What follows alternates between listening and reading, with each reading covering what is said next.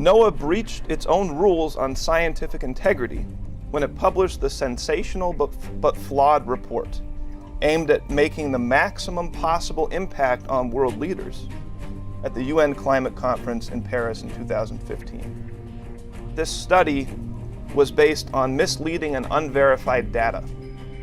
Certain people in the Congress had a sense that there was something very fishy about this study. They subpoenaed, they wanted information, they wanted to talk to the people involved. NOAA refused, they just didn't allow that. So what they came up with was 3 times higher than any other warming trend measured from ocean records prior. And then it was presented to the entire world in the lead up to this UN Paris Climate Summit, where there was a major push to get governments to agree on, carbon reduction agreements. So it was clearly politically motivated. They don't tell you where the graph came from. They don't tell you what methods went into the graph. They hide the data that went into the graph, and the computers mysteriously crash when you try and get into the data behind the graph. But if you question the graph, you're called a science denier. It's absolutely absurd.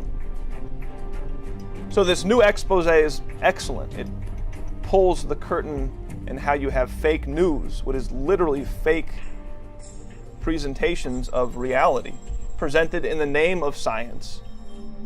And then people with the gall to say that anybody questioning that is a denier of science.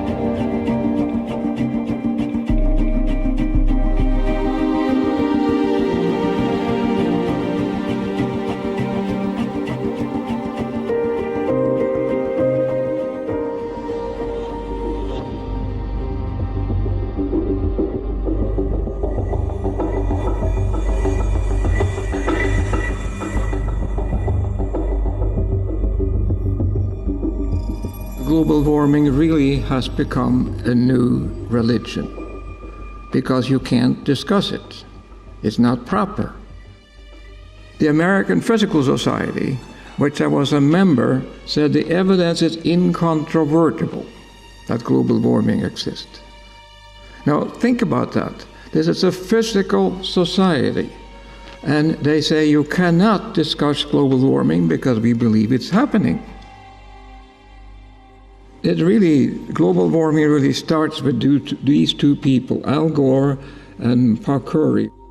From 1880 to 2015, the temperature has increased from 288 to 288.8 degree Kelvin, 0.3%. I think the temperature has been amazingly stable. There has never been as cold on the South Pole as it is right now. There's more ice than there ever have been. But people don't talk about that. They talk about the North Pole, where they have a warmer climate at the present time. Now, this is the what they have come up with, however, and this is for the last 19 years, roughly speaking, the temperature has not gone up. Nobody mentioned in nature how important the CO2 is for plant growth. If you have more CO2, the plant grows faster. People use greenhouses and put CO2 in greenhouses to get a higher yield. But now, since the CO2 has increased, we get more plant and more grows faster. It's a wonderful thing. But they don't talk about how good it is for agriculture that CO2 is increasing. When I ask people then, why is the climate change? Why? The temperature has not changed, so why do they talk about it? Another thing which amazes me really is that when they talk about climate change, it's always to the worse. See, the climate also changes to the better. For the last 100 years, the ocean has risen 20 centimeters. But for the previous 100 years, it also rose to 20 centimeters. And for the last 300 years, ocean has risen 20 centimeters 100 years. And so there is no unusual rise in the sea level. But see, what people say is not true. So here is then what we should worry about. This is refugees trying to cross the Mediterranean. And so this is a boat, and these people are not fleeing from global warming, they're fleeing from poverty. If we want to help Africa, we should help them out of poverty. Syrian refugees, there are supposed to be 5 million of them. And I ask you, are you wasting money on the climate like solar cell and windmills rather than helping people? It's really very hard for me to understand that almost every government in Europe are worried about global warming. It must be politics. See, I would say that the global warming basically is a non-problem. Just leave it alone and take care of itself.